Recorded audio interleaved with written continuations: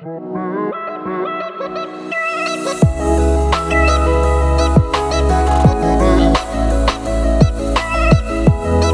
everybody, this is Steve Mariconda, chair of the Saddlebrook Green Team. We're out here at Smith Field, the field next to Smith School, and we are doing a nice astronomy star party tonight. We're raising awareness about light pollution and astronomy, looking up at the sky. Got about 15 people in attendance here, and we're gonna have a great night. And if you're interested in further Green Team events, follow us on Facebook, Saddlebrook Green Team. How's it going, everybody? Tyler Posey here on my home turf at Smith School Field. We're out here doing a little bit of astronomy tonight. One of my favorite things to take a look at are the stars that are gracing our beautiful skies. The weather was a little iffy looking at this event, but overall the skies have cleared up. We're currently looking at the moon, Venus, Jupiter, all those beautiful planets that are up there. Stars, a little harder to find, but that's what we're here to do. We're here to raise awareness on light pollution, but to be out here on my home turf looking up at all the stars that I really don't get a chance to take a look at, it's going to be pretty cool to see them up close via telescopes. It's going to be a good night. Hello everybody, this is Tom Van Winkle, a town photographer, also the chairperson of the Saddlebrook Community Partnership. I'm privileged to be here and to be a part of this star viewing night or stargazing night here at Smith School Field. Like Tyler said, this is also my alma mater here at Smith School, so it's cool. This event raises awareness about light pollution, and we get to look at the stars and hopefully get to see some stars, get some good shots of the moon. Again, keep in mind, we want you to follow what's going on with the Saddlebrook Green Team on our social media, on Facebook and Instagram. Also follow what the Saddlebrook Community Partnership is doing as well. And we hope you enjoy watching this video. Thank you, everyone. Jupiter through telescope. Clouds go away, please. I know, right? That's what we keep saying. Yeah, clouds are not the best. Shoot. Wow, cool. I got the light back on. Very different kinds of light, and I'm going to turn it over to my buddy here.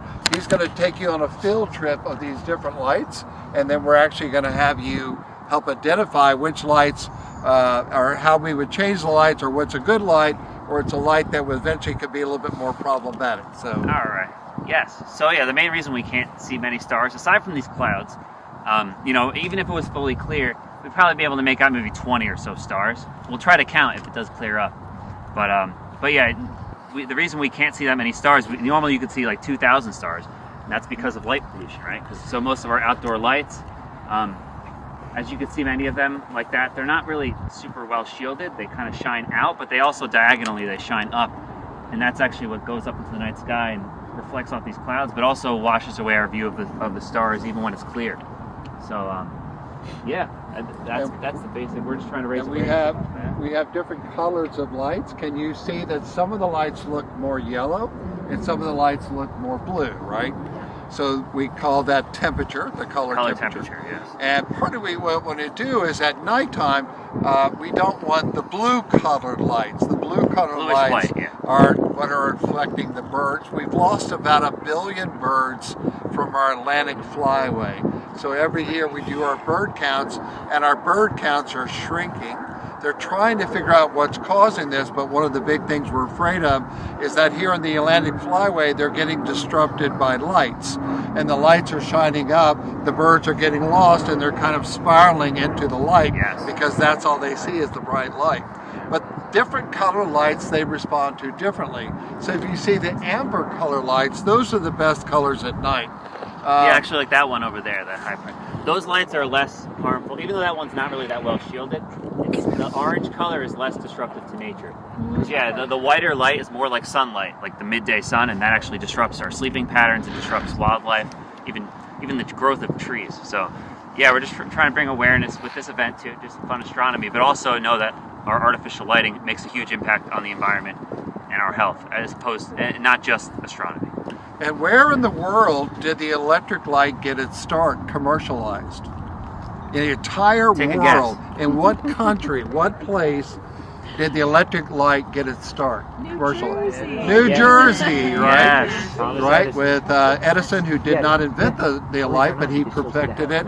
He commercialized it And some of the first times bright lights we had, imagine if you went in your house, all you'd have was candles or you had gas lights, and now we have the electric light. You can actually read. It would have been very difficult to read just with candlelight. Did you have a question? No. All right. We Are you learned in class that he created it in Menlo Park, New Jersey. That's Yeah. right, Menlo Park, right? And then he moved his laboratories over to West Orange. Who've been to the laboratories over at West Orange and seen the Edison laboratory? Highly recommend. When they finished with the laboratories, they walked away and they left it all there as a living museum. So you could actually go there and visit it.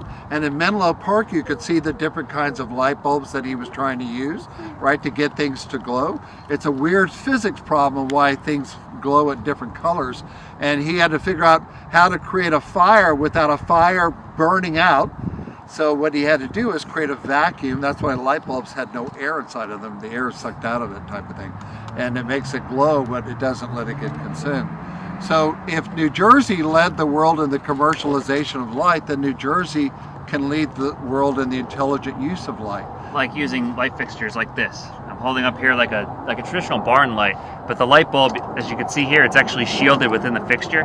So if everyone used lights like this, that kept the light below this plane here, we'd be able to see our way on the ground and also be able to see more stars. We'd all be able to see way more stars. We used to be able to see thousands of stars in New Jersey. Now you can't because kind of went a little overboard with our lighting. So we can still have our lighting. We're not talking about just plunging the world into darkness, but we can keep our lighting more targeted at where we need to see it, and then protect wildlife and And part of that is to think about how wildlife works in this area. There are three ways we describe who can live in different kind of light. So we have diurnal, that's day-dwelling animals. What are does are anyone you know a what night? day-dwelling animal? You don't come out during the day, you only come out at night? Like a vampire? You do, yeah, you come out at the day. What do you call someone who lives at night? Yeah. What do you call, what kind of animals are, if they only come out at night, like a bat? Nocturnal, very good. And let's see, for a $30 trivia question, what's the animal that comes only at dawn or dusk? Science teacher here. Crepuscular. Crepuscular. There's a word you probably didn't have. And believe it or not, different animals show up at different times, right? I never knew that. So, all humans and hawks and certain kinds of birds, they only come out at night, during the day, and at night they sleep.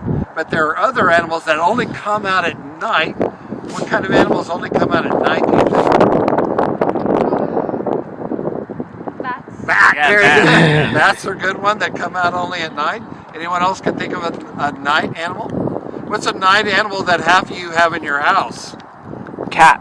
Cats. Do you know cats are nocturnal animals? That's why they sleep.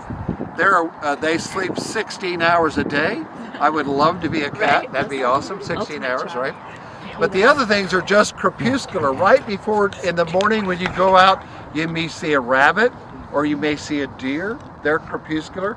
Also, bears are crepuscular. They really don't come out they could be all the time, but they prefer to come out and hunt only in dusk and dawn types of the thing.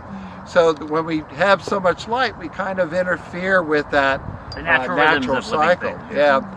80% of birds migrate at night. So not all birds migrate, but most of them do. When they migrate at night. What was So that? they're Wolves are also nocturnal.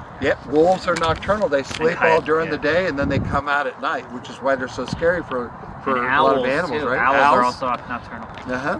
We have several kinds of things that only come out at those times. And so what we're trying to do, though, is when we have so much light, it kind of interferes with the cycle, and they don't know what time. So when a bird's flying, they navigate with the stars. Well, when there's too much light and there's so much light below, they don't know where they're going, and they can literally spiral, trying to figure out where they're going. And they can fly for such long times, they get exhausted, and they can run into things and things like that. So light is not bad. We're not telling people to turn off the lights. We're just saying that some light is better than others. These amber light. We can see some blue lights. We can also ask the question, what good does a light shining from way over there Yeah, over you see that to light in here? the back of that house. Yeah, and I'm not gonna, we all live in an urban environment, but we have lights that actually can shine into neighbors' houses And believe it or not, in more and more cities and more states are starting to say, your light needs to stop at the edge of your property. What would you think? What would that be like? Look at what these people have done with their lights. They've limited their house gorgeously, but it doesn't shine up or shine up above the eaves, and it just illuminates the light, right? It's a good example. But we have other people, for safety reasons, they think they'll put lights shining them out. Maybe they don't see so well. These lights ruin our eyes. We actually can see pretty well in the dark. If you didn't have so much light, you'd actually see much better than you think you do. But because we come in from bright areas into dark areas, it makes it harder to see. So these are some of the conversations we have to have, like how do we live in conversation with the rest of the natural world? Does anyone have any questions so far? Yeah, I would love. Yeah. Is radiation also the problem? Radiation? Yeah. Well, so light actually, fun fact, light is a type of radiation, but it depends. The type we're talking about is visible light, which is a type of radiation. But really, we're just saying like light has its purpose, but at night is really supposed to be dark, not just so we can see the stars, but so that all the creatures that live at night, like for us, it's better when we have dark. That's why we.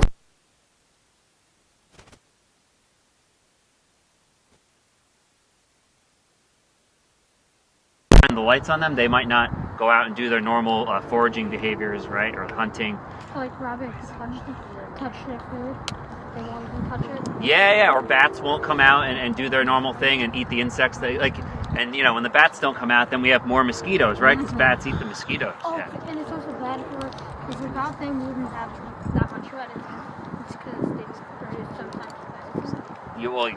Yeah, that's a thing. But yeah, really, what we're just talking about is like the light just interferes with wildlife. So.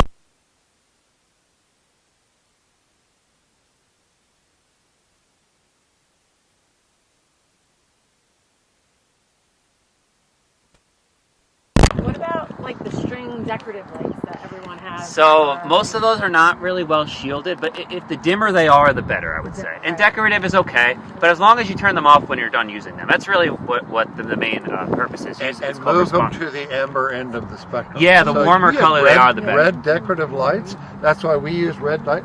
Red lights don't affect our eyes. That's why I live on a boat.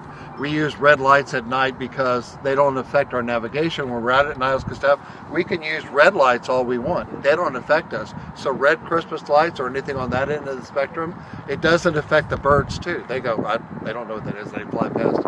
It's really the bright blue lights that are the thing that we really need. As you can see, the school, they're fairly shielded over there, right? The light's shining down, right? You can see that. And if we all just stop shining the light up, which is the first ask that we were trying to get, it would make a big difference in our world trying to do that. But so we just got too much sky glow. That's just light shining. We Check see one, it two. in other areas. Yeah, it's the easiest type of pollution to solve, really. Yeah. So, yeah. Oh, yeah.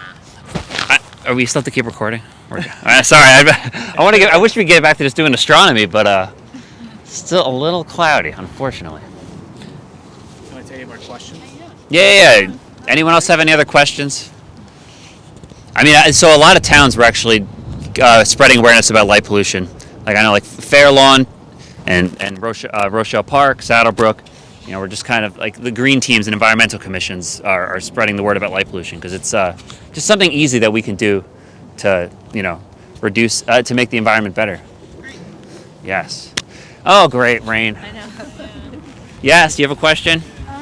So when we were in Florida, the lights were orange because the sea turtles were hatching. Yes. So they don't get confused. Yes, you're right. He brought up a good point. In Florida, they actually use orange lights or reddish lights on the beach because it's less disruptive to sea turtles. The sea turtles, because normally if you have bright lights on the beach, the sea turtles go towards traffic, towards the city lights. But when you have it dark on the beach or use warmer lights, they go towards the ocean where that's their natural instinct. That's a really good point. Thanks for bringing that up. Yeah, guys, it looks like the rain is picking up, so I do appreciate everyone coming out here tonight. And yes.